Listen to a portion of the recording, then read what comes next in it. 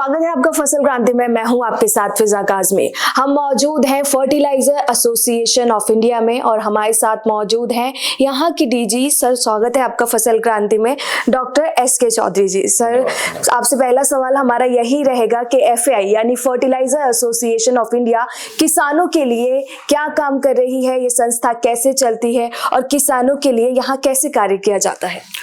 Fertiliser association of India जिसकी स्थापना 1955 में हुई थी जी। 1972 से ये जिस बिल्डिंग में अभी यहाँ पे जिस भवन में स्थित है, इस भवन में 1972 से यहाँ पे काम कर रही है। ये एक एसोसिएशन है जिसमें जो सरकारी, गैर सरकारी और अर्ध सरकारी या सहकारी क्षेत्र की जो फर्टिलाइजर की कंपनियां हैं, उर्वरकों की कंपनियां, उनका ये एसोसिएशन है। और भारत सरकार का जो उर्वरक विभाग है उसके साथ मिलकर उर्वरकों के संबंधित या संदर्भ में जो समस्याएं हैं, जिस तरह के डेवलपमेंट हो रहे हैं, उसके साथ एक अहम भूमिका निभाने का एक मैंडेट इस एसोसिएशन का है।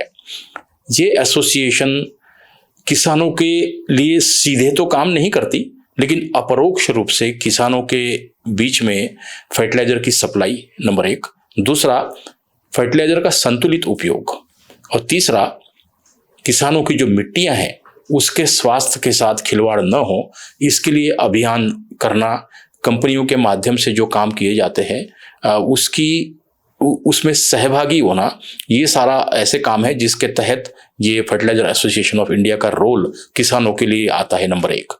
नंबर 2, अपरोक्ष रूप से जिसकी किसी को खबर भी नहीं लगती, वो काम ये है कि भारत में जो उर्वरकों का इस्तेमाल किया जाता है, हमारे किसान भाई जो उर्वरक खरीदते हैं, 1955 से लेके अब तक जो उर्वरक खरीद रहे हैं, उन उर्वरकों के ऊपर किसानों को सब्सिडी दी जा रही है।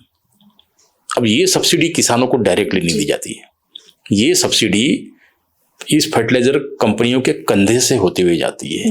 मतलब ये है कि किसानों को सस्ते दाम में फर्टिलाइजर मिल रहा है, किसानों को पता भी नहीं है, लेकिन सरकार को उसके ऊपर का भार वहन करना पड़ता है।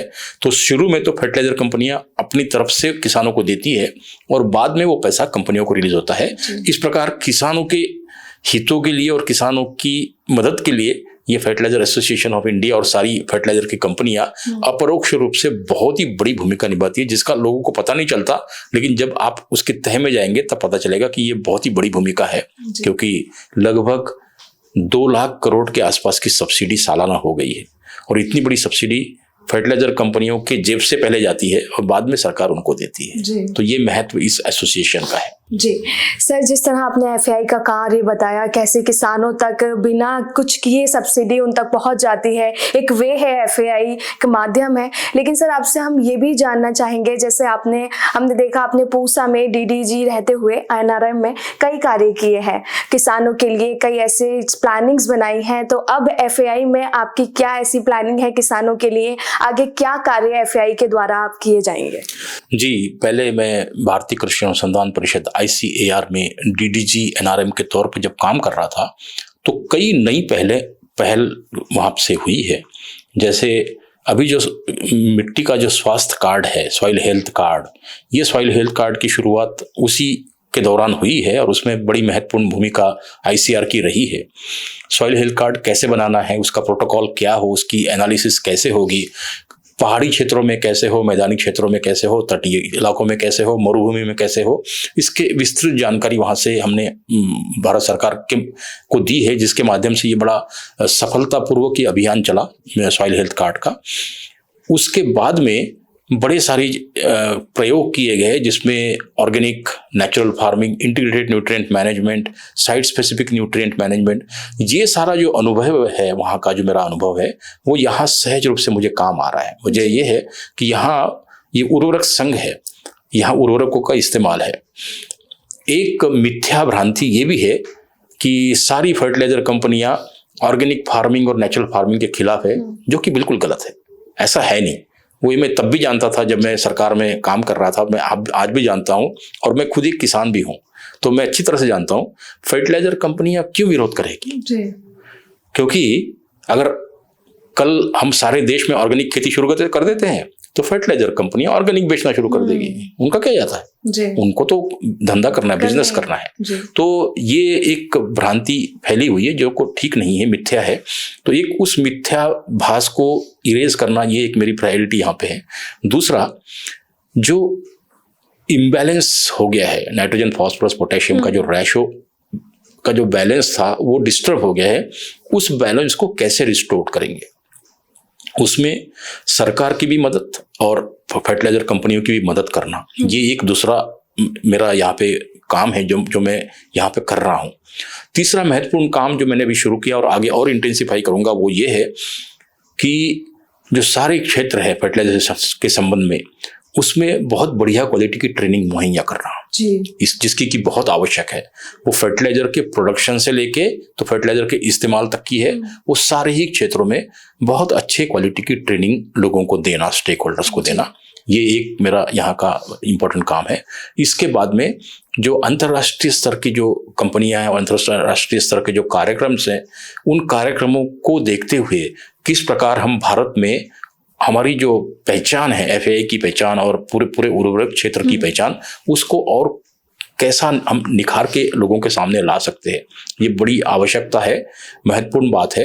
इस देश में जब से फर्टिलाइजर आए तब से हमारा ये रेगुलेटरी मैकेनिज्म के तहत सारे सेक्टर को रेगुलेटेड किया गया है, जो कि अत्यंत आवश्यक है और एफएआई पूरा समर्थन करती है इस बात का। और फर्टिलाइजर कंपनियां भी जानती है कि होना आवश्यक है, अन्यथा अगर आप रेगुलेशन नहीं रखेंगे तो लोग अंधाधुंध इस्तेमाल करेंगे और गलत चीजों का इस्तेमाल करेंगे, और सारी चीजें मिट्टी में आके जमा होगी। और मिट्टी भारत देश में हमारी माता है, उसके स्वास्थ्य की रक्षा करना हमारा कर्तव्य है।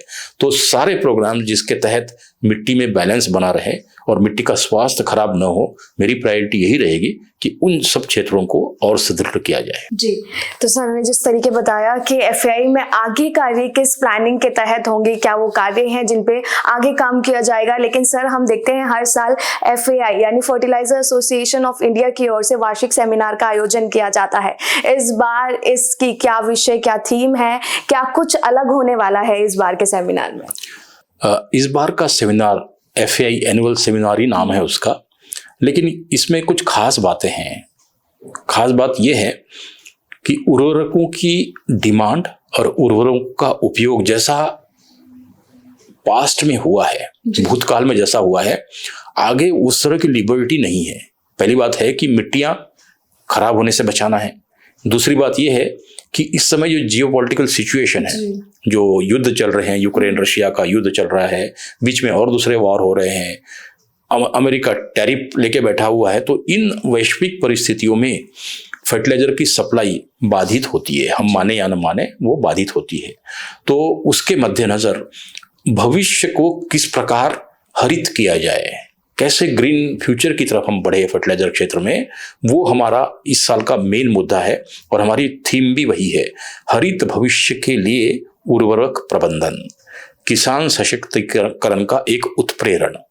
किसान सशक्तिकरण का ये उत्प्रेरण भी होगा क्योंकि उर्वरक प्रबंधन ऐसा हो जिससे ग्रीन फ्यूचर बने, जिससे किसानों का, आने वाली नस्लों का और पशु पक्षी जो भी रहते हैं उनका भी फ्यूचर सुरक्षित हो। ग्रीन का मतलब है कि सुरक्षित हो और पर्यावरण की सारे पहलुओं को ध्यान में रखते हुए हो। तो इसलिए इस साल एफएआई का सेमिनार जो कि अभी 10, 11 और 12 दिसंबर 2025 को यहाँ दिल्ली में आयोजित किया जाएगा, अपेक्षा है इसमें लगभग 1500 लोग भाग लेंगे। एफएआई का जो एनुअल सेमिनार होता है बहुत बड़ा इवेंट होता है, हर साल लोग इसका इंतजार करते हैं, जिसके अंदर सिर्फ फर्टिलाइजर कंपनियां नहीं, इसके अंदर सरकार के अधिकारी भी होते हैं, इसके अंदर साइंटिस्ट होते हैं, एग्रीकल्चर के, यूनिवर्सिटी के साइंटिस्ट होते हैं, फर्टिलाइजर कंपनियों के लोग होते हैं जो माल सप्लाई करते हैं बाहर से, उर्वरक जो एक्सपोर्टर इंपोर्टर्स वो इसमें इन्वॉल्व होते हैं।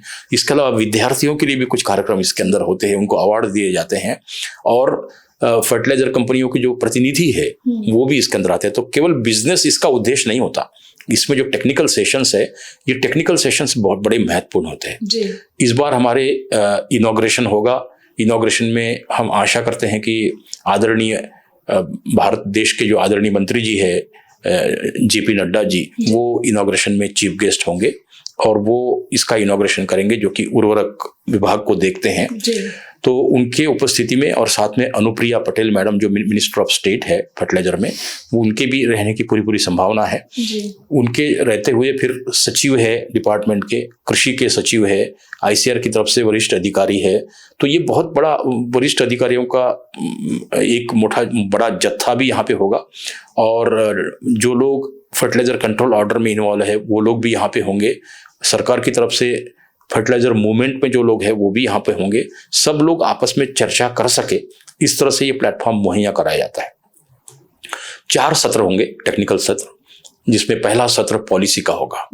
फर्टिलाइजर एक ऐसी कमोडिटी है जिसमें पॉलिसी में जरा सा भी बदलाव करते हैं तो फर्टिलाइजर क्षेत्र में उसका तुरंत प्रभाव दिखाई देता है। और जब फर्टिलाइजर क्षेत्र में प्रभाव दिखाई देता है तो उसका दूरगामी परिणाम किसानों के ऊपर पड़ता है, किसानों की अर्थव्यवस्था के ऊपर पड़ता है।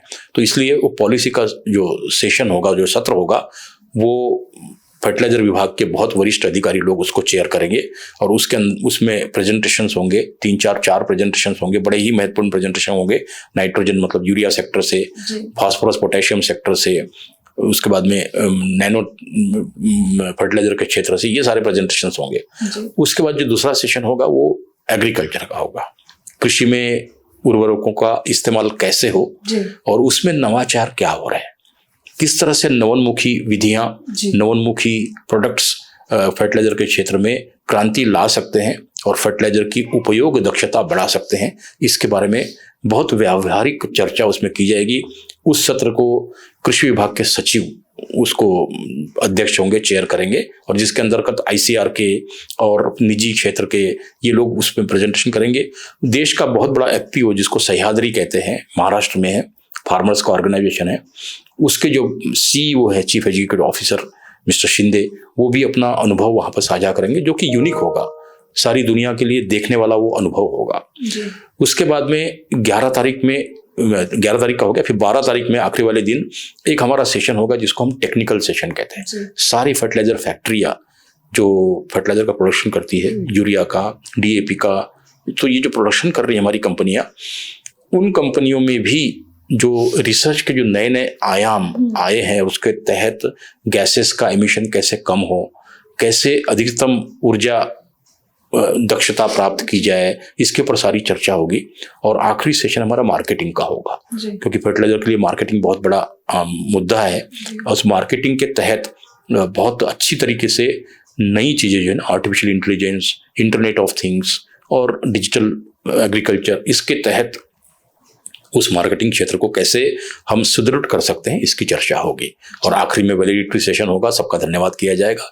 और वैलिडिटरी सेशन में भी इक्विसैट के DG हमारे मेहमान होंगे। इक्विसैट के DG भी हमारे साथ रहेंगे, 2-3 दिन उपस्थित रहेंगे।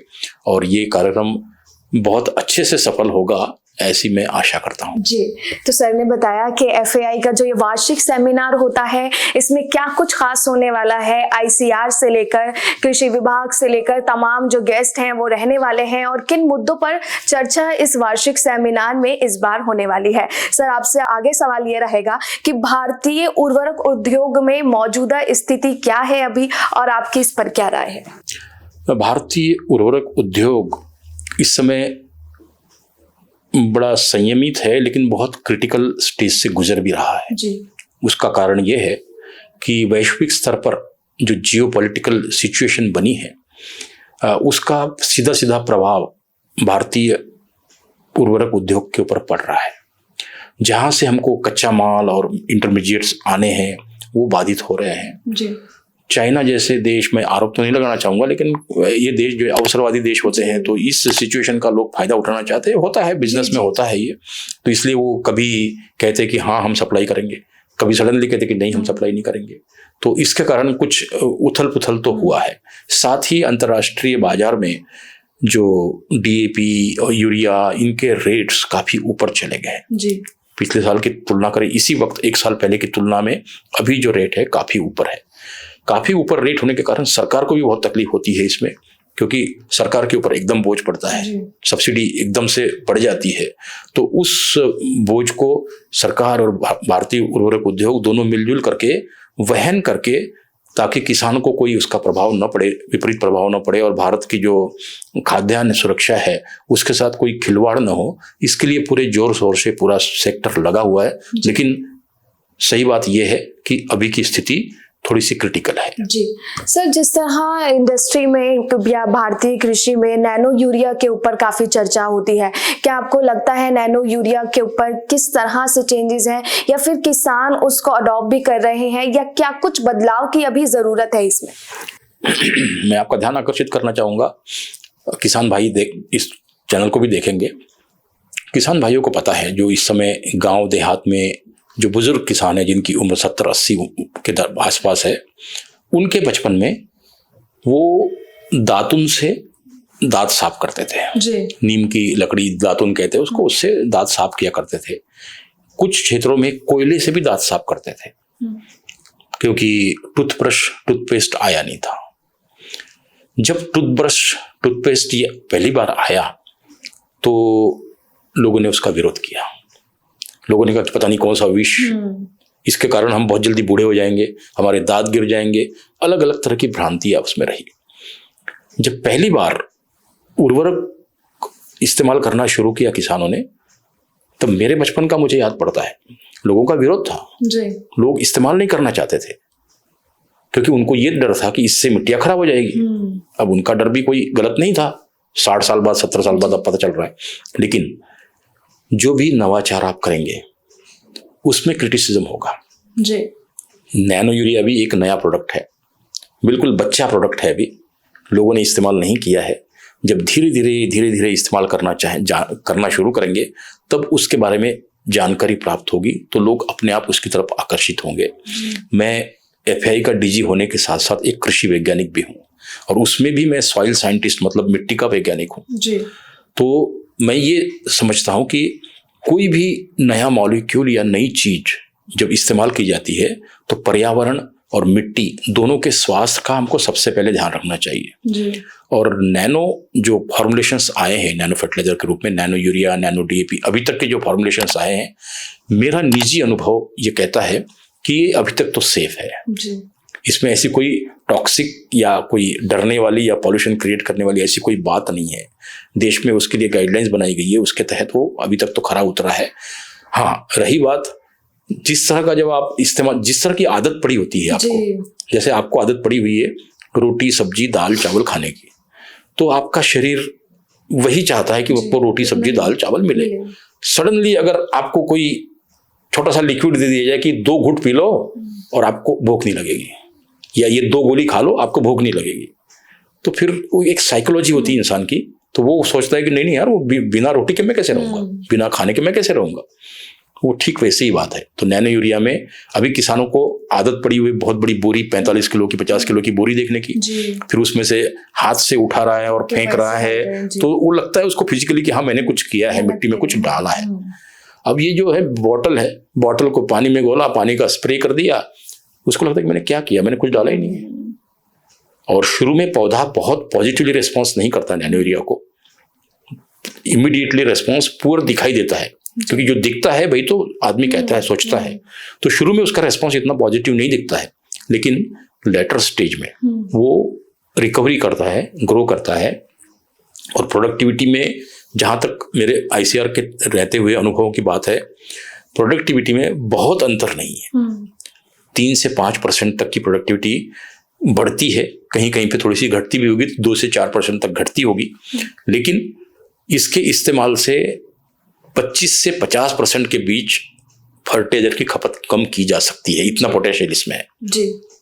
तो ये एक अच्छा प्रोडक्ट है, इसको मैं बहुत अच्छी तरीके से देखता हूँ, और हर नवाचार को अच्छी तरीके से देखना चाहिए जी। हर नवाचार के पीछे क्रिटिसिज्म होता है, और क्रिटिसिज्म 2 साल होगा, 5 साल होगा, बस उसके बाद जब आदत पड़ जाएगी लोगों को, तो फिर यही बोतल उनको अच्छी लगेगी जी। सर, आपने बिल्कुल सही बात कही है कि उस किसानों को भी उस चीज को बिल्कुल समझ के और परख कर करना चाहिए, लेकिन सर हम देखते हैं उर्वरकों का अधिक उपयोग या असंतुलित उपयोग भी कई बार हमारी जो मिट्टी है खेतों की उसको खराब कर रही है। आप किसानों को इस पर क्या राय देना चाहेंगे? जैसे कि आपने अभी भी बोला कि उसका हिसाब से करना चाहिए, जो नैनो यूरिया है उसकी बॉटल है वो लिक्विड फॉर्म में है, तो उसको किसानों को उस हिसाब से करना चाहिए, लेकिन असंतुलित उपयोग जो फर्टिलाइजर्स का हो रहा है, आप किसानों को क्या संदेश देना चाहेंगे इस पर? ये बिल्कुल सही बात है। ये प्रश्न ज़्यादा साइंटिफिक टाइप का प्रश्न है, इसलिए मैं सरल करके उसका उत्तर देना चाहूँगा। आपकी थाली में जब आपको परोसा जाता है खाना, तो रोटी, सब्जी, दाल, चावल, हमारी जो भारतीय ट्रेडिशनल डाइट हमारी रही है, जो वेजिटेरियन खाना रहा है, रोटी, सब्जी, दाल, चावल हम खाते हैं। अब रोटी मतलब कार्बोहाइड्रेट, मतलब जो आपको सप्लाई करे एनर्जी, दाल प्रोटीन, सब्जी जिसमें थोड़े मिनरल्स और विटामिन्स मिल रहे, मतलब सारी जो रिक्वायरमेंट्स है आपके कार्बोहाइड्रेट, प्रोटीन, विटामिन्स, मिनरल्स, 4 महत्वपूर्ण रिक्वायरमेंट है।